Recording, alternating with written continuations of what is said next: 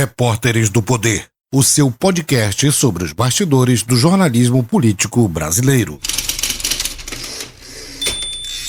Oi, pessoal, seja bem-vindo a mais um episódio do podcast Repórteres do Poder, em que a gente discute o jornalismo político no Brasil. Desta vez, a gente recebe a jornalista e escritora Cristina Serra, que é formada em jornalismo pela Universidade Federal Fluminense, com passagem aí por diversas redações jornalísticas, entre elas a revista Veja, o Globo, o Jornal do Brasil.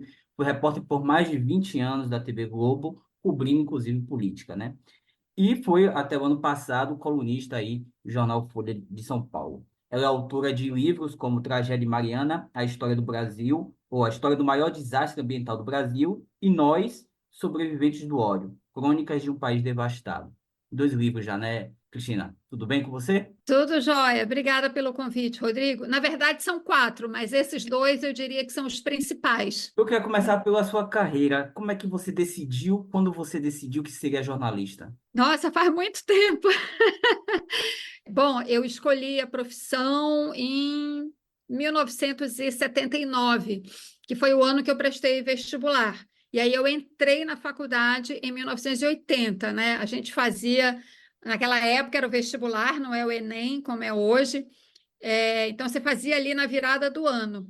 Então, foi de 79 para 80 que eu entrei na Universidade Federal do Pará, que posteriormente eu transferi para o curso de jornalismo da Universidade Federal Fluminense, em Niterói, no estado do Rio de Janeiro, quando eu vim morar no Rio de Janeiro. Mas eu cursei alguns anos na Federal do Pará, então a minha formação se deve em parte a Federal do Pará, em parte a Federal Fluminense. Então, eu escolhi a profissão, tinha várias opções.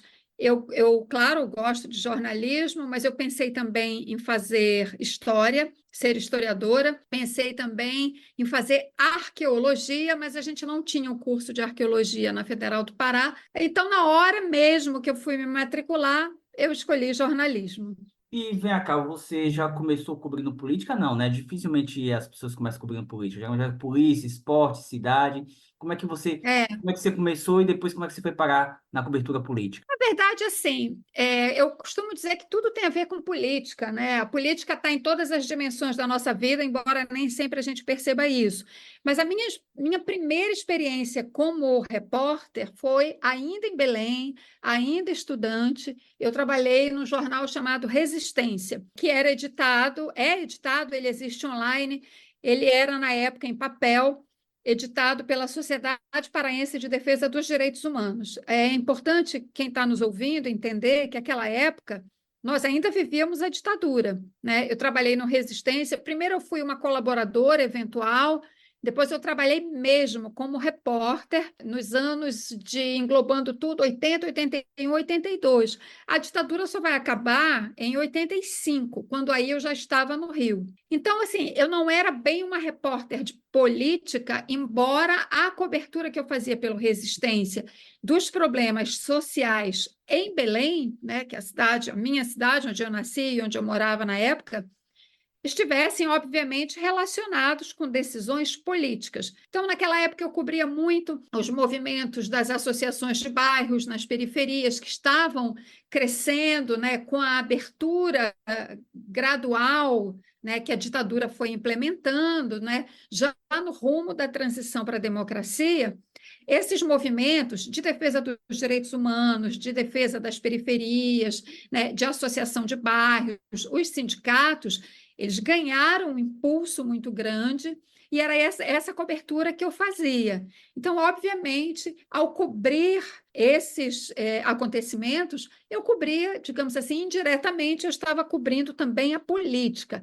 Mas, de fato, eu só fui mergulhar naquele dia a dia do fazer político, né? Aquela cobertura, digamos assim, mais institucional, eu só fui mergulhar quando eu estava trabalhando já no Rio, no Jornal do Brasil, e eu cobri o Leonel Brizola, que era governador candidato a presidente da República. Ele foi governador e depois, em 89, foi candidato à presidência da República.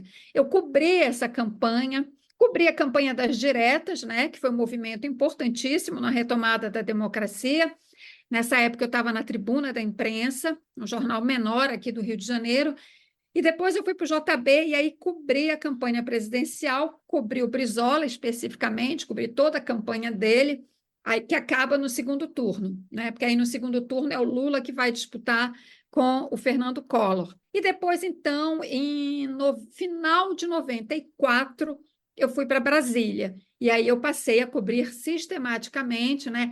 Passei a fazer essa cobertura de poder, como você menciona, a cobertura de poder que envolve não só executivo e legislativo, Câmara e Senado, como também o judiciário, né? Eu peguei justamente o momento, essa transição em que a imprensa brasileira não dava muita importância para a cobertura do judiciário, mas o judiciário foi ganhando uma importância política muito grande. Então, eu vivi justamente essa transição e passei a cobrir a Suprema Corte, né? O judiciário, mas em especial a Suprema Corte. E essa cobertura aí durou quase 20 anos. É difícil para uma mulher cobrir política, Cristina? Eu acho difícil cobrir política para qualquer repórter, tá? Mas eu vou chegar nesse ponto que você está falando.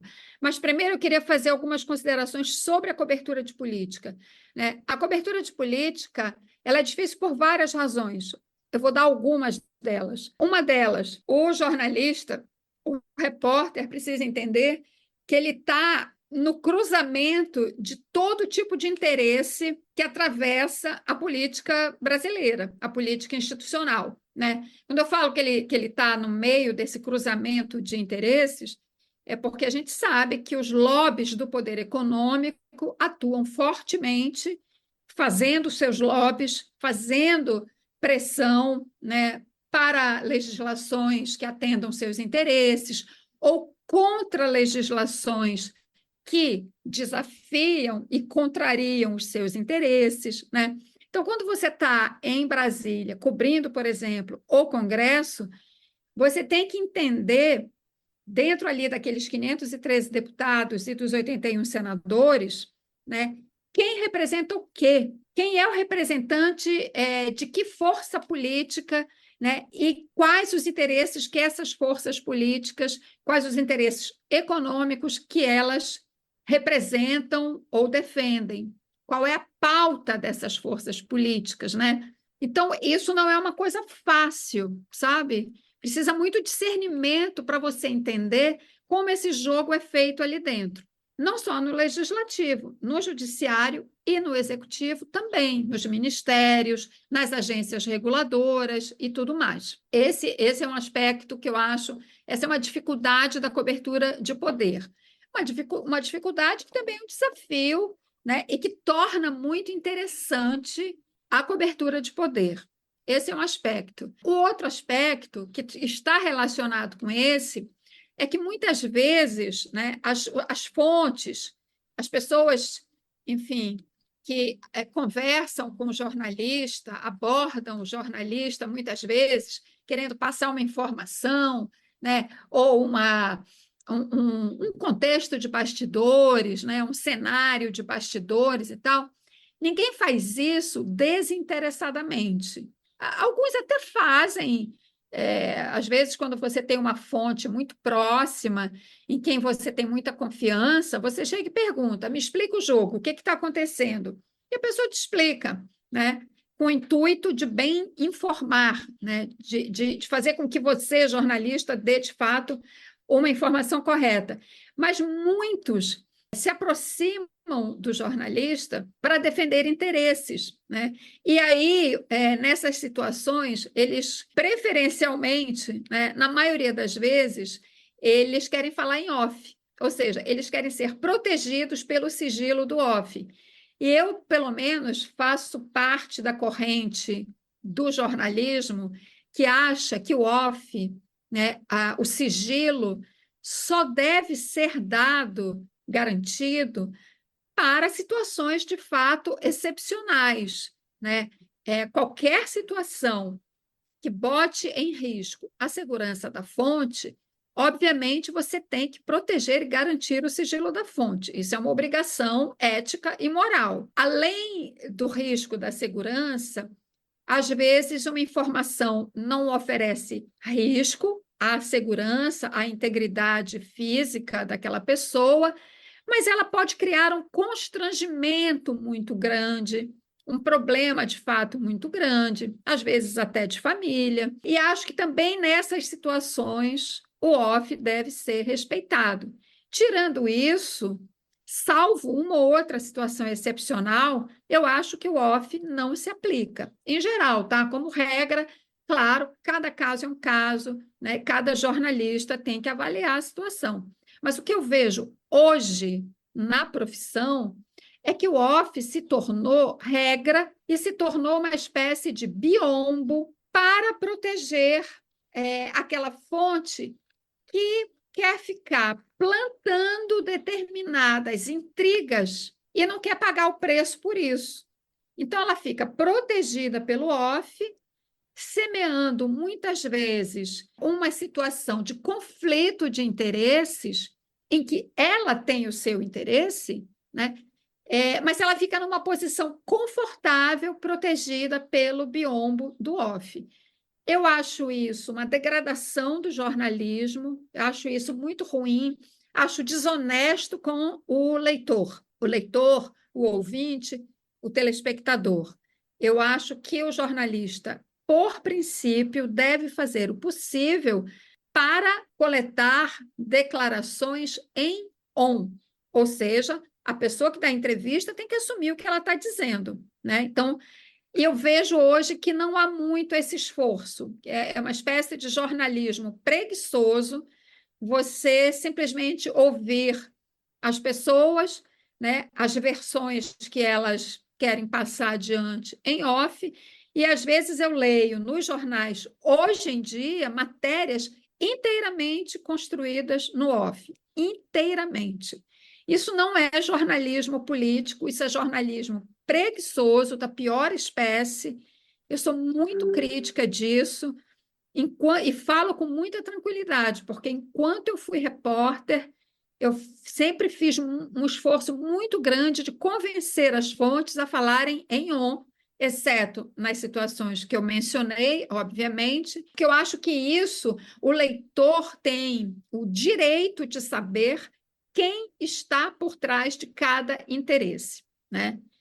Mas, enfim, isso, Eu também percebo isso, Cristina, essa é banalização do off no jornalismo brasileiro, que, total. na verdade, você está omitindo uma informação ao leitor, né? Exatamente. Esse é um ponto-chave. Ao colocar a fonte em off, você está omitindo uma informação do teu leitor. E isso é tudo que não pode acontecer no jornalismo, né? O nosso esforço tem que ser sempre pela clareza, para dar nome aos bois, para que o leitor saiba quem é quem e que interesses defende. Esse é um aspecto. E, por fim, o que você me perguntou sobre ser mulher, há uma dificuldade adicional, digamos assim, para jornalistas mulheres, porque a política ainda é um ambiente muito machista. Ainda é. Por mais que tenha aumentado a participação de mulheres na política e por mais que o jornalismo hoje seja uma profissão majoritariamente feminina, tem mais jornalistas mulheres do que homens, pelo menos segundo uma pesquisa que eu li um tempo atrás, ainda assim é um ambiente muito machista e a gente, como mulher, obviamente, toda hora, né, tem que driblar algumas situações desagradáveis de pessoas que acham que podem aproveitar o contato profissional para algo de caráter pessoal. Mas isso aconteceu comigo algumas vezes, mas eu sempre rechacei isso com muita veemência, então eu nunca tive um problema grave de fato, porque realmente rechacei com muita firmeza. Talvez a pessoa tenha se assustado, então não passou disso. Qual é a diferença de cobrir política na televisão e cobrir em um veículo impresso? Você acha que os veículos impressos cobrem melhor do que a televisão? Sempre me falaram que a dificuldade de cobrir política na televisão é a falta de imagens. Isso é verdade? Eu te diria o seguinte: o jornalismo, a cobertura do jornalismo de política no jornalismo impresso, né, ela é muito de bastidor, de declarações, né? No máximo, você precisa ter uma foto daquela fonte ou das fontes mais importantes, né? O jornalismo impresso é muito de ouvir, concatenar as informações, né? Discernir sobre a importância de cada uma delas e ver qual é a informação que vai ter mais destaque na matéria e tudo mais. Contextualizar, obviamente, isso é muito importante. Você não pode fazer um jornalismo só declaratório, simplesmente ouvir as pessoas e elas podem, às vezes, falar barbaridades e você achar simplesmente que tem que reproduzir. Isso não pode, isso não é jornalismo, né? O jornalismo, você pergunta, ouve a resposta, mas você tem que contextualizar isso. E o jornalista não é mera correia de transmissão, ele não tem que sair repetindo qualquer absurdo que a fonte fale. É preciso cobrar coerência da fonte, do entrevistado, seja em off, seja em on, né? Mas é preciso cobrar coerência sobre aquilo que está sendo dito, né? Para que você possa concatenar, contextualizar e dar aquela informação. Mas, enfim, no impresso, você faz um texto descritivo, que não precisa da imagem. Na televisão, né, você precisa de imagens para ilustrar o que você está falando. Só que no jornalismo político, de fato, isso é muito difícil. O que você tem, né, no mais das vezes, por exemplo, volto à cobertura de congresso, são as imagens do plenário, são imagens de alguém conversando, um grupo, às vezes uma rodinha de políticos, uma bancada, né? Você, o repórter, conversando com um político, ou você fica sabendo de uma reunião importante fora do Congresso, você vai lá atrás. Eu cansei de fazer isso em Brasília. Então, reunidos em tal lugar. Às vezes era um restaurante, às vezes era a casa de um político, né? Às vezes naquele momento de reuniões assim, que primeiro você articula fora e depois você leva, né, para a decisão lá no plenário. Então, assim, a gente fazia isso. Mas é difícil, porque às vezes, né, os políticos não querem mostrar justamente que está tendo essa ou aquela articulação. Então, assim, as imagens para a televisão são limitadas. Mas tirando alguns aspectos formais, esses que eu estou mencionando para você, eu acho que a cobertura é igualmente difícil, e aquilo que eu falei no começo da nossa conversa é que tem que, eu acho que ser uma espécie de guia, sabe, para o jornalista, seja para o de texto impresso, seja para o de televisão. É saber distinguir os interesses para você poder contar a história, né, da forma como ela tem que ser contada. E isso você, seja na televisão, seja no jornal, você encontra uma forma de contar essa história. Talvez na TV com um pouco mais de dificuldade, realmente. E também tem uma coisa na TV. Às vezes é mais fácil você obter uma informação como repórter de jornal, porque é aquilo que eu falei, né?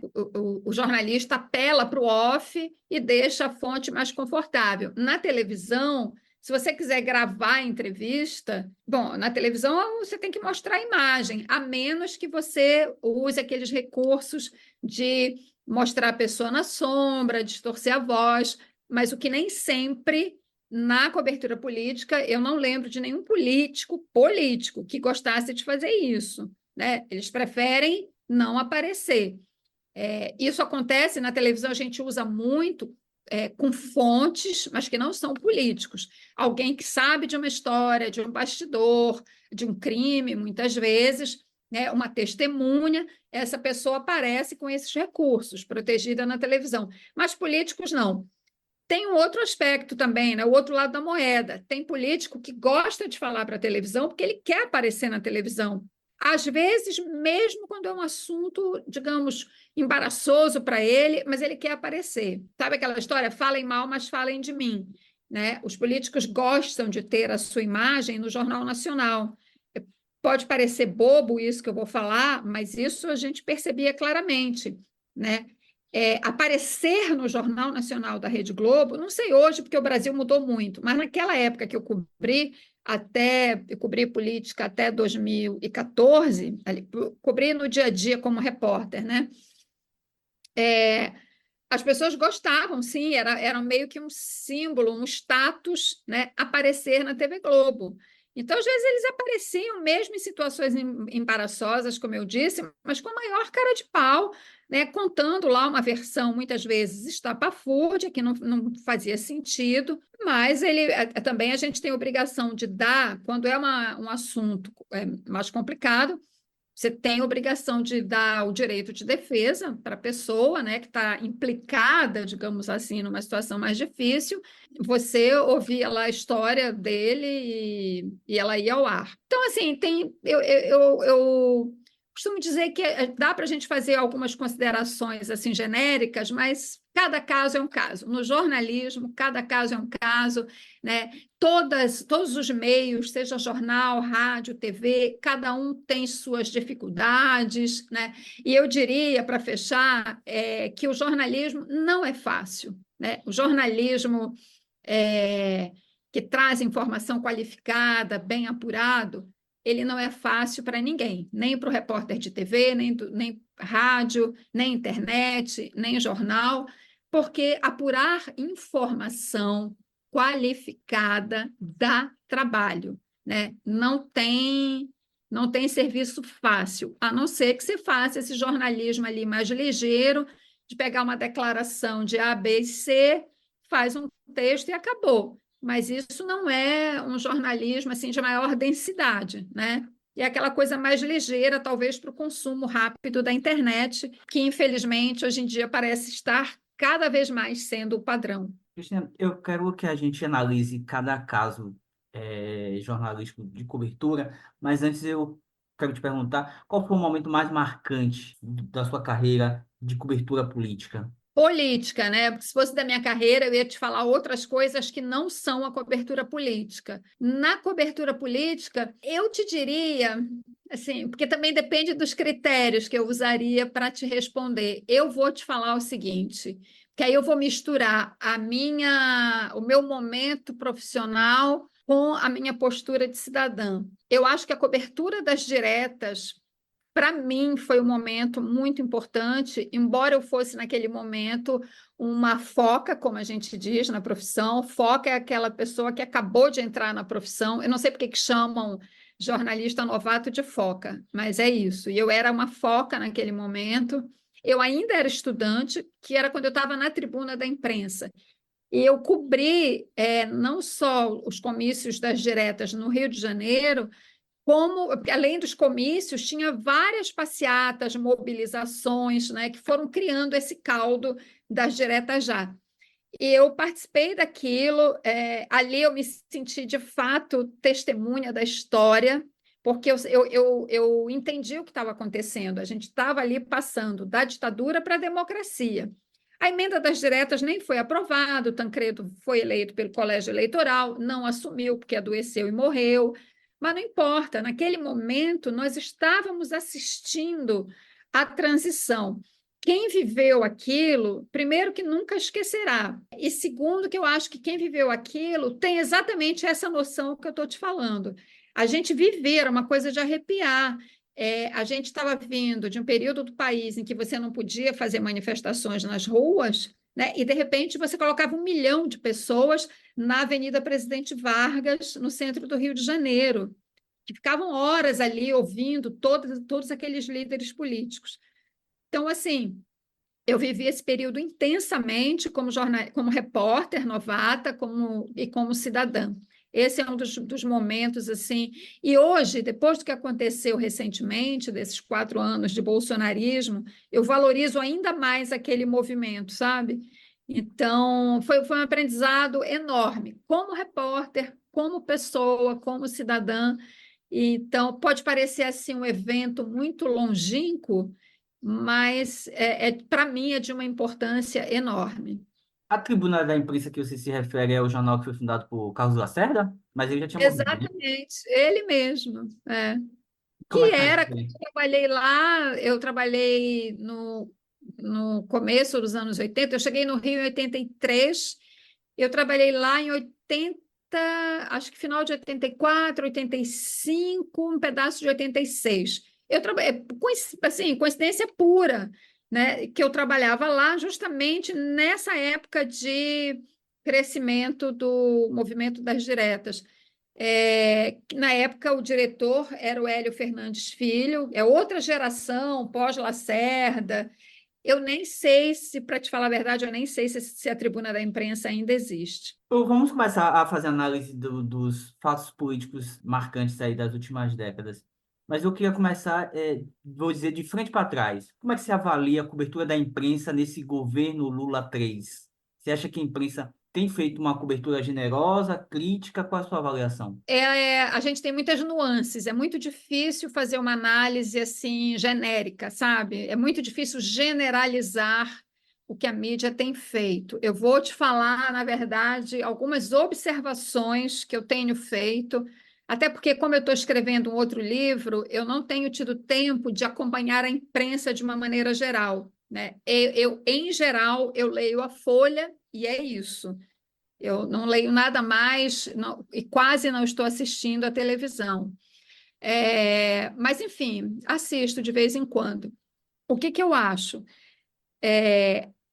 Acho que depois que o Lula assumiu e que, digamos assim, passou o perigo maior do Bolsonaro, né, porque ele foi derrotado, os jornais de São Paulo, aí eu falo da Folha e do Estadão, eles tomaram uma direção à direita, eles aprofundaram, digamos assim, o seu DNA de direita, né? Todos os jornais no Brasil têm esse DNA de direita. Falando dos grandes, Globo, Estadão e Folha.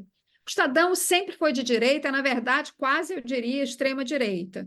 Ele representa o setor agrário no Brasil, enfim, uma coisa extremamente atrasada. A Folha de São Paulo, ela tem momentos em que ela se mostra mais democrática, mas tem momentos que ela vai para a direita e, como eu digo, mostra o seu DNA autoritário, né? A Folha tem na sua história ter ajudado a repressão, né? Tem uma denúncia grave sobre a qual a Folha nunca se pronunciou muito firmemente, né? De que os carros de reportagem dela durante a ditadura eram usados na repressão, enfim. Então, acho que depois que o Lula assumiu, acho que contra o Bolsonaro ela teve uma postura de crítica e combate ao Bolsonaro em alguns momentos, em outros acho que ela foi muito condescendente com ele, sobretudo porque ela foi completamente condescendente com o Paulo Guedes, né? Porque ela defende a agenda econômica ultraliberal, assim como o Estadão. Mas, enfim, naqueles momentos em que o Bolsonaro ameaçava com golpe, ela teve uma postura de crítica firme ao Bolsonaro, enfim. Só que depois que o Lula assumiu, aí acho que ela tomou um caminho, o viés de direita dela se acentuou, e acho que ela faz críticas ao governo Lula improcedentes, mal contextualizadas. Eu acho que a crítica, todo mundo tem direito de fazer crítica. Eu mesmo tenho várias críticas a medidas que o governo Lula toma, mas você precisa contextualizar. E eu acho as matérias, às vezes, que eu leio, né, procuram fontes enviesadas, a abordagem da matéria é enviesada, sabe? Então, eu tenho visto assim, a Folha tem tomado um caminho à direita muito preocupante, muito ruim também. O Globo, eu não sei, eu não tenho lido o Globo. O Estadão, eu já falei, não merece maiores considerações. Acho que é quase que um panfleto de direita hoje em dia. E a TV Globo? A TV Globo, eu vejo da seguinte forma: ela tem acentuado muito a cobertura desses assuntos, digamos assim, que eu vou generalizar, que fazem parte da agenda identitária dos movimentos progressistas, que é a cobertura da pauta indígena, da pauta racial, da pauta ambiental. A ambiental não é identitária, ela é muito mais abrangente, mas ela nunca tinha merecido a atenção da TV Globo como ela está merecendo agora. Isso por um lado, e isso é bom, isso é ótimo, né, que a Globo se preocupe com esses assuntos. Por outro lado, do ponto de vista da economia, eu acho a cobertura muito ruim, porque a Globo tem a sua agenda econômica própria. Então, por exemplo, vou te dar um exemplo de cobertura econômica, em que isso fica muito claro.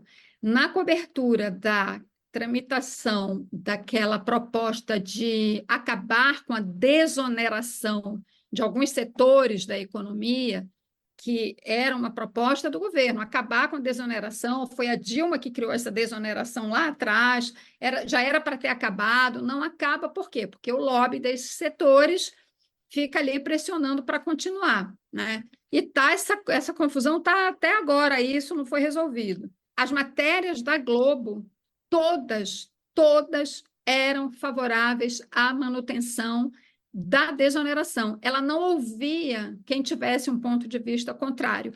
Isso não é jornalismo. Então, isso mostra, né, que o jornalismo da Globo está subordinado aos interesses econômicos que ela defende, ela como empresa, né? Então, o jornalismo também se degrada nesse momento. Então, se eu posso fazer uma generalização nesse assunto, porque, como eu disse, eu acho que tem nuances de um veículo para outro, né? Se eu posso fazer uma generalização, é que nós temos um ambiente, dois aspectos importantes. Nós temos um ambiente de degradação jornalística, quando o jornalismo se submete a interesses econômicos, e, por outro lado, nós não temos um compromisso firme, claro, inarredável da mídia, da chamada grande mídia brasileira, com a democracia, né? Pode parecer um pouco forte isso que eu estou dizendo, mas eu estou dizendo isso por quê? Porque a gente vê nos jornais, principalmente, novamente, aquilo que eu falei, Folha e Estadão, eu não leio o Globo. Você vê nos jornais e na TV, e aí a TV Globo, as outras TVs eu não assisto um pouco da Band. Eu estou dizendo que eu não assisto, que não leio, é porque eu não tenho tempo, tá? Não é por uma questão específica ou outra. O que a gente vê é, muitas vezes, uma legitimação de atores políticos por essa grande mídia que não deveriam ser legitimados. Você entrevistar, por exemplo, um Nicolas Ferreira, um Kim Kataguiri, um Valdemar Costa Neto, entende? Você tem que saber, quando você entrevista alguém, você está dando legitimidade para aquela fonte, para aquela pessoa que está dando uma entrevista. Significa que aquela fonte, ou aquele entrevistado, tem credibilidade para estar no seu veículo. Então, você tem que saber escolher muito bem, né, essas pessoas a quem você vai legitimar ou dar credibilidade. E eu acho que a mídia brasileira dá credibilidade a personagens e atores da política que não merecem essa credibilidade, essa legitimidade. Por isso que eu digo que eu não vejo, né, uma firmeza de compromisso democrático com essa mídia, que vem com aquela história, sempre que eu faço essa crítica, né? Ah, mas é porque eu ouço, mas tem que dar espaço para os dois lados. Não é assim. O jornalismo tem que ter discernimento para saber a quem dar espaço. E você só dá espaço a quem tem legitimidade e credibilidade na defesa da democracia, né? Eu acho que esse é um critério assim, de base, entende? Então, em resumo, são essas críticas que eu faço. Então você discorda dessa opinião de que tem, eu até vi uma postagem um dia desse, de que o jornalismo tem que ouvir todos os lados. Você acha que não necessariamente? Não, eu acho que o jornalismo tem que ouvir todos os lados. Agora, mesmo quando você vai ouvir todos os lados, né, se você está cobrindo um assunto econômico, por exemplo, né, uma decisão do governo, uma medida do governo que cause muita controvérsia, você tem que ouvir gente do governo, você tem que ouvir economistas independentes, geralmente pessoal, né, das universidades, professores, que têm uma visão, que estão distanciados daquele assunto e podem dar uma visão mais independente. E você tem que ouvir alguém que seja contra, mas mesmo essa pessoa que é contra, ela tem que ter coerência no que ela diz, ela tem que ter argumentos, né? Não é simplesmente ser contra. Você tem que ter um argumento sólido para rebater aquela decisão. E eu não vejo isso na escolha de fontes. Nem sempre. Claro que às vezes tem, né? Óbvio que às vezes tem, às vezes sim, às vezes você tem pontos de vista contrários que têm seus argumentos que merecem ser levados em consideração, mas nem sempre. Na política, por exemplo, eu acho isso mais gritante. Eu acho que assim, partidos que têm claramente vínculos com a extrema-direita, partidos que são negacionistas políticos, que são negacionistas democráticos, que acham que não houve uma tentativa de golpe no 8 de janeiro, acho que essas pessoas não têm legitimidade para serem ouvidas. Não tem, do meu ponto de vista, né? Se eu tivesse um jornal, se eu fosse a responsável pela condução editorial de um jornal, isso seria um critério. Mas, obviamente, eu não sou, e aí cada um faz o que bem entender. Mas eu acho que a gente precisa selecionar bem aquelas pessoas que a gente vai levar para serem lidas, para serem ouvidas. A gente precisa fomentar pontos de vista comprometidos com a democracia, ainda que eles sejam divergentes entre si. Óbvio que sempre haverá divergências, até porque na democracia é importante que haja divergência, que haja nuances, que haja debate. Agora, isso tudo dentro do campo político comprometido com a democracia, né? Não tem esse compromisso. Eu acho que é perigoso a gente levar esse tipo de opinião, né, para aquelas pessoas às quais a gente se dirige, né, os nossos leitores, os nossos ouvintes e os nossos telespectadores. Como jornalista, sempre tive uma postura de respeito sagrado pelo leitor. Eu me lembro, muitas vezes, quando a gente, às vezes, estava na redação, ou entre colegas discutindo, né, um assunto que a gente está cobrindo, claro, sempre há pressões numa cobertura. Você faz a matéria, alguém reclama, liga para o teu chefe, reclama de você, pede a tua cabeça. Isso acontece. E eu me lembro de sempre defender a seguinte postura: o meu patrão é o leitor, ou o telespectador, na maior parte do tempo que eu fazia televisão, que eu fiz televisão na minha carreira. Eu me lembro claramente de dizer isso para colegas quando a gente discutia. O meu patrão é o telespectador. Quem paga o meu salário é o dono da empresa, mas quem eu considero como patrão meu, a quem eu devo a minha consciência ética profissional, é o telespectador. E eu vou brigar por isso. E brigava na redação muitas vezes. É natural numa redação, pelo menos na minha carreira foi, você ter embates para fazer a matéria do jeito que você acha que tem que ser feito, né? Que é correto, que é justo e que vai contribuir para o debate político. Isso tudo faz parte. Eu sempre fiz o meu trabalho com essa consciência. Dá um trabalho danado, né? Mas eu acho que é assim que se faz jornalismo, sobretudo o político. E você acaba comprando muitas brigas, né? Mas eu queria que você, Mas, eu queria que você fizesse uma análise. Como é que você acha que a mídia cobre o poder legislativo de modo geral? Muita gente diz que a mídia pinta o Congresso como corrupto, não entende que faz parte das negociações políticas. Você concorda com isso? E como é que você vê hoje a cobertura de hoje? Essa semana eu estava vendo um podcast, o Manchetômetro. Eles diziam que no ano passado a cobertura foi muito generosa com o Rodrigo Pacheco, mas crítica a Arthur Lira, e, sobretudo colocando Arthur Lira como um cara que colocava o governo Lula como refém. Essa é a sua análise também? olha, são muitas questões numa pergunta só, perguntas difíceis que a gente ficaria horas falando sobre elas. Agora, eu concordo que a cobertura política foi e acho que continua sendo mais generosa com o Rodrigo Pacheco, acho que deveria ser mais crítica, acho mesmo. E para te falar a verdade, com relação ao Arthur Lira, eu acho que a cobertura devia ser ainda mais crítica, porque eu acho ele um personagem pernicioso da vida política brasileira. Não é segredo para ninguém que ele é um político que age na base da faca no pescoço do adversário, né? Então, ele, assim, acho que a cobertura precisa ainda ser mais crítica. Esse é um aspecto.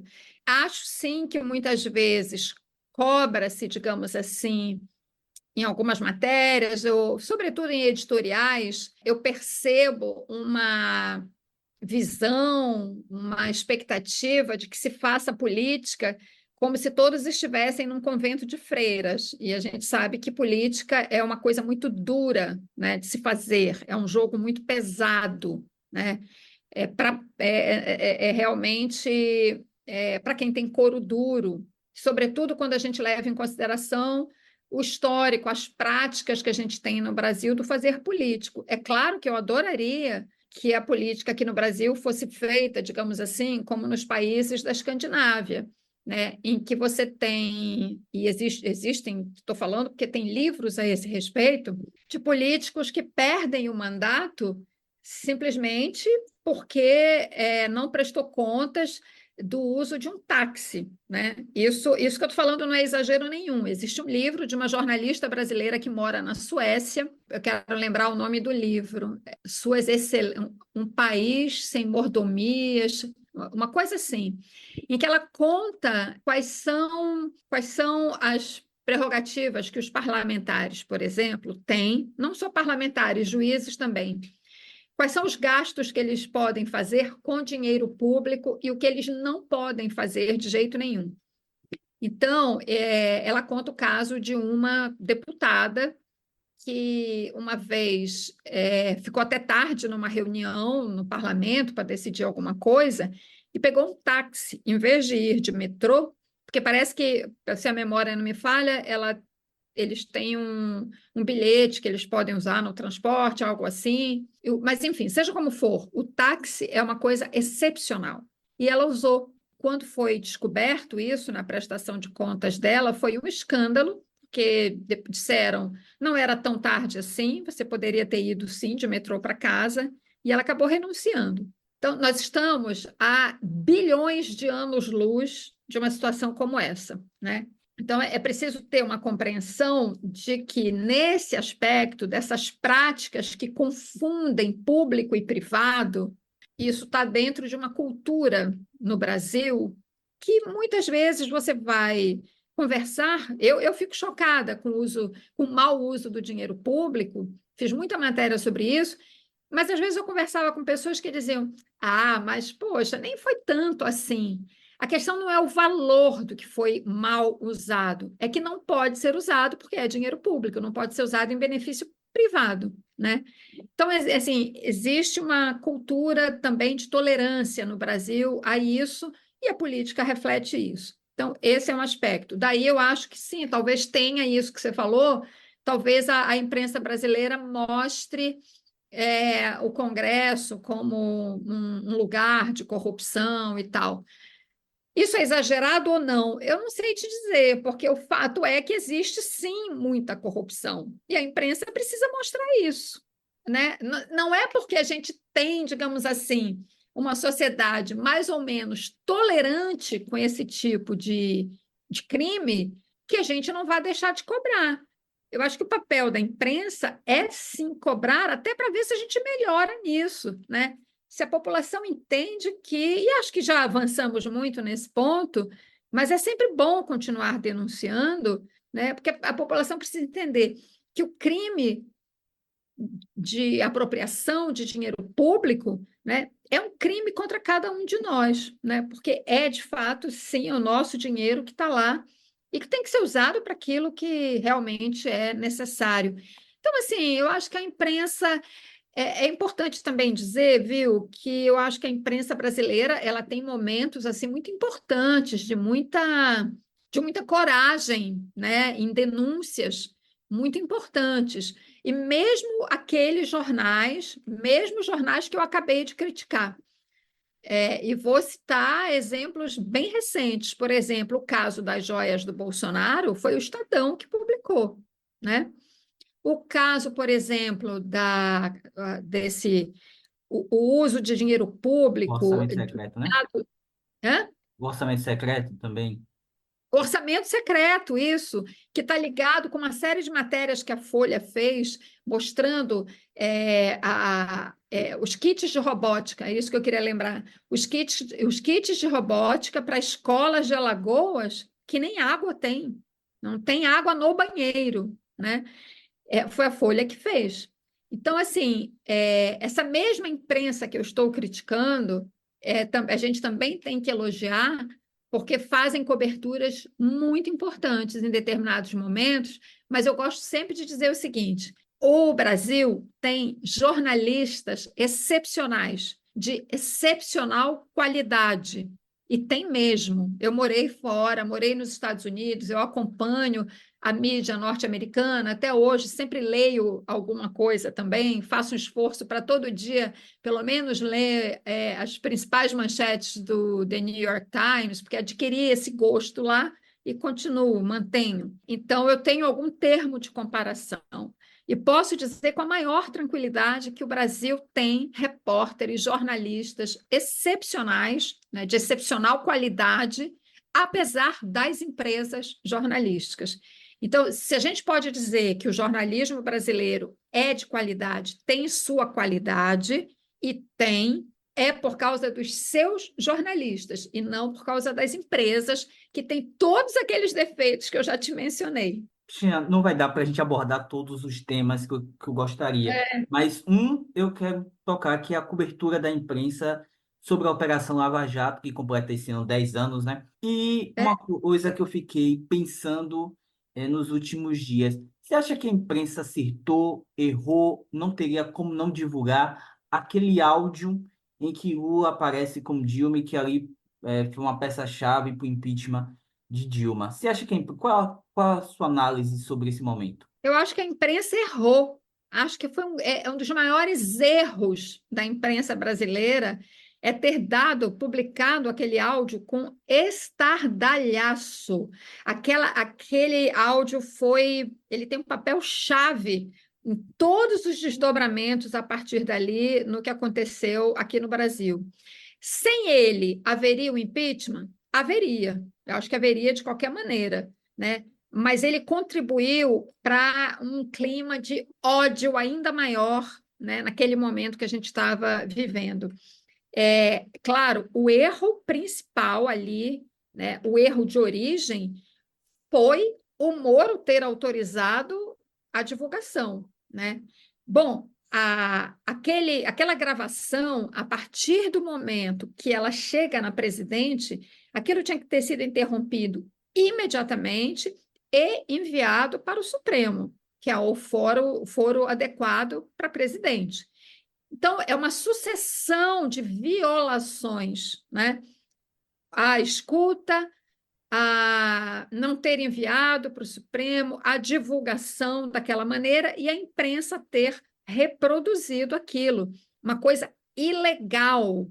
E aquilo só aconteceu e não deu em nada, né? Inclusive para o próprio Moro, porque o Brasil já estava, naquela altura, engolfado por essa maré de ódio, né, que foi estimulada pela Lava Jato. Eu falo do Moro, inclusive, porque justamente o Teori Zavascki, na época, ainda vivo, era o ministro do STF, que acompanhava a Lava Jato quando envolvia alguém com foro, e ele reclamou disso para o Sérgio Moro. O Sérgio Moro pediu desculpas, o Teori aceitou e ficou por isso mesmo. E isso fez com que o Moro pensasse da seguinte forma: se eu posso fazer isso, divulgar um áudio envolvendo a presidente e não dar em nada, eu posso fazer o que eu bem entender. E foi o que ele fez, está mais do que provado com a Vaza Jato, né? E com tudo que já se sabe sobre essa operação. A imprensa errou não apenas neste episódio, mas em toda a cobertura da Lava Jato, porque abriu mão de fazer a sua investigação e se transformou numa mera repassadora de documentos, de delações premiadas, se adaptando precisamente ao timing da Lava Jato, né, ao que os procuradores e o juiz decidiam que era preciso ser feito, né, de acordo com o timing político deles. Então, foi uma operação política que instrumentalizou a mídia e a mídia se deixou instrumentalizar. Ela não é inocentezinha, ela convenientemente se deixou instrumentalizar. Importante aqui dizer o seguinte: é muito importante o combate à corrupção. Muito. Eu acho que ninguém, em sã consciência, é contra o combate à corrupção. Mas hoje a gente sabe que a Lava Jato não era isso. né? Era um projeto político, né, mascarado, né, por uma visão que os procuradores e o juiz tinham deles mesmos, né, de que eles eram os paladinos da moral, da ética e dos bons costumes. Não eram, e mais do que isso, agiram criminosamente, né, violando o sistema jurídico brasileiro, né? As consequências todo mundo sabe. Eu espero, sinceramente, aqui na minha vã inocência, que um dia a imprensa brasileira seja capaz de fazer uma autocrítica, porque isso nos custou muito caro, né?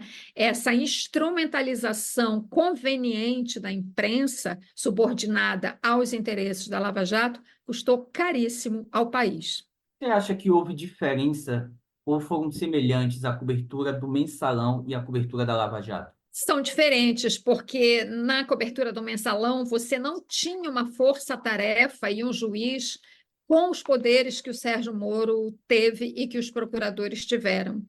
O Mensalão, sobretudo, você tem vários momentos ali do Mensalão. O escândalo eclode. Eu estava nos Estados Unidos, eu estava chegando no Brasil, a CPI do Mensalão já estava em andamento, eu peguei o bonde andando, mas ali você tem claramente um momento, então, de CPI, faz um relatório. Aqui, e a Polícia Federal também fazia a sua investigação.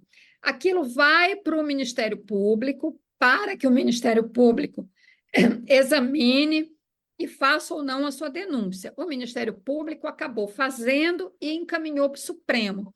Mas você tem aí etapas de um processo por um período longo, diluído. O escândalo é de 2005. O julgamento dos implicados no Mensalão vai ser em 2012, com 7 anos de diferença, e a investigação da Polícia Federal ela não vazava como a Lava Jato vazava. Quando ela foi para o Procurador-Geral da República, ela tramitou na PGR praticamente em silêncio, né? Você não tinha a espetaculosidade midiática que a Lava Jato tinha. O espetáculo midiático era parte fundamental da Lava Jato, isso é dito pelo Sérgio Moro num texto que ele escreveu a respeito, seguindo as mãos limpas da Itália. No Mensalão você não tinha isso.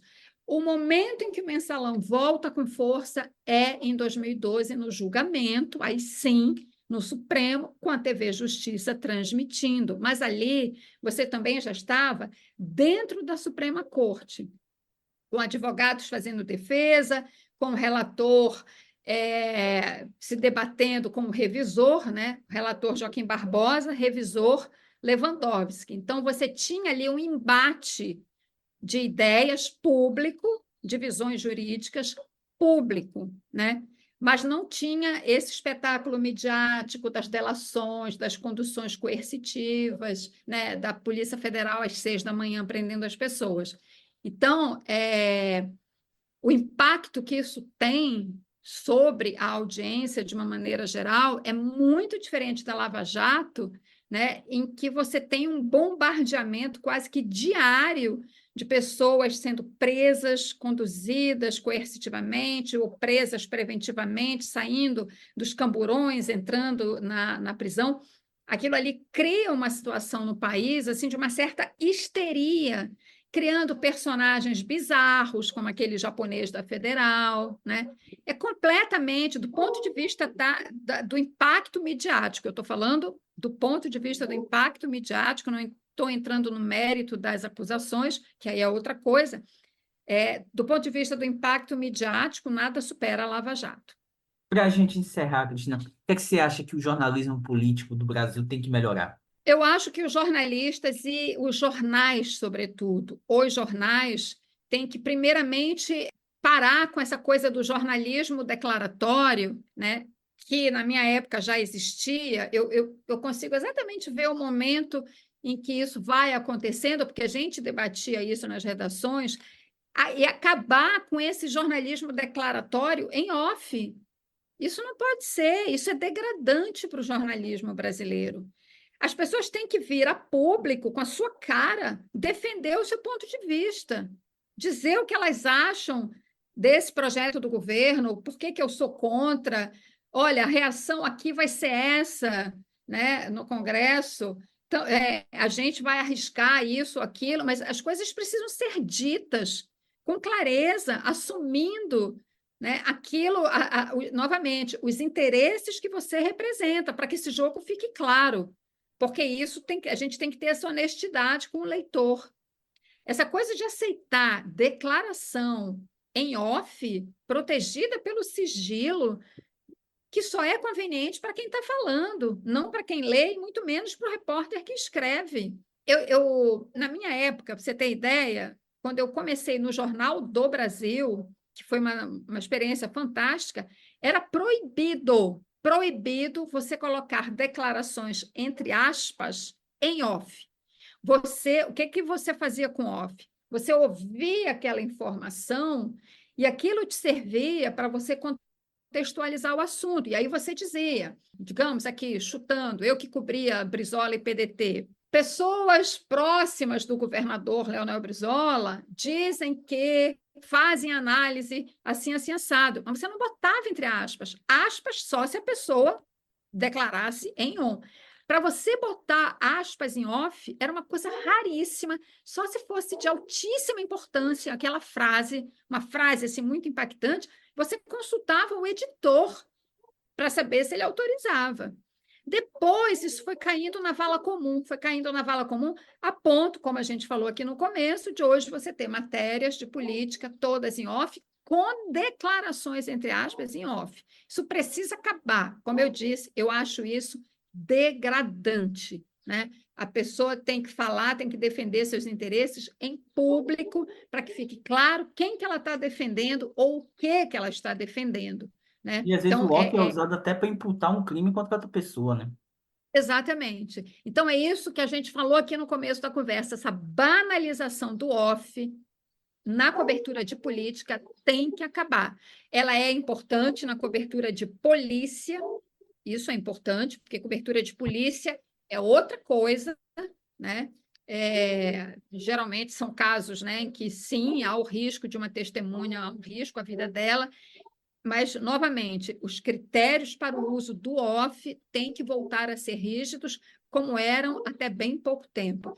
Eu acho que isso já seria um bom começo, sabe? Eu não vou avançar mais, porque é muito complexo isso que a gente está falando, e eu acho que isso já seria um bom começo, sabe? Cristina, muito obrigado pela sua participação. A gente poderia ficar aqui horas discutindo jornalismo político, eu adoro, e eu acho que você também, mas muito obrigado pela sua participação.